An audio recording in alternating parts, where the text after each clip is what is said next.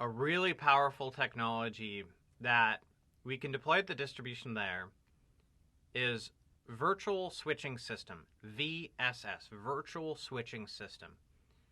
Now, it is chassis dependent. Think 6500s. That's where you're potentially going to use this.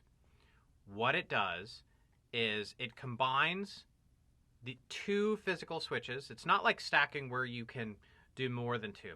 It's two physical switches, pair them together, connect them via a virtual switch link, and manage them as a single chassis and have augmented connectivity.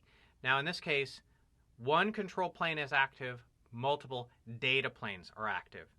So one device is dealing with things like routing protocols and learning the forwarding.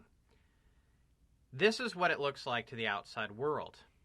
You've got a single device. This is one device presented to the outside world. It lies to the rest of your network from an Ether channel perspective. So ASW1 doesn't think it's channeling to two different devices. We're going to have LACP lie between DSW1 and DSW2, and ASW1 is going to be none the wiser. So now we don't have the problem, the classic problem, where you're connecting ASW1 to the distribution layer and only half of the devices or half of the links are active because spanning tree is taking over.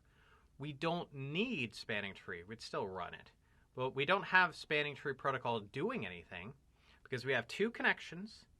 Both are forwarding because they're both participating in an Ether channel bundle. Very, very powerful stuff. So it's better connectivity from the access layer to the distribution layer. This, by the way, is an example of multi-chassis Ether channel, where you have more than two participants in an Ether channel bundle. Two on one side, one on the other. That's MEC. If you've done this on the Nexus product line, we do this with VPC, Virtual Port Channel. That's the Nexus product line and its technology. But if you know VPC, that's kind of singularly focused on MEC and doing really nothing beyond that. But VSS, the virtual switching system, goes above and beyond, giving you one management point, and having superior inter-chassis failover. Okay, so you're getting a lot of benefits with this, and if we look at what it, like the end product, we're not going to take you on a journey of configuring this. Look at a white paper for that. It's not a big deal. But if you look at what it looks like when you're logged into one of these devices, show switch virtual, and you can see that the switching mode is virtual switch. It's participating in VSS. You can see the domain number. You have to share domain. You have to kind of pair these up together. The local switch number. We can see that we are the active. The other side is the standby. That's talking about the control plane. What's doing the control plane? That's the intelligence building of our forwarding. And then we have the virtual switch link. The virtual switch link is the connection between these, which is really special. This is going to relay all of the information to synchronize and, when we need to, forward traffic between them.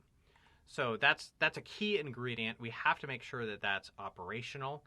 And this command, show switch virtual link, shows us that it's up and things look very good with it. So that's a little bit of exposure to VSS.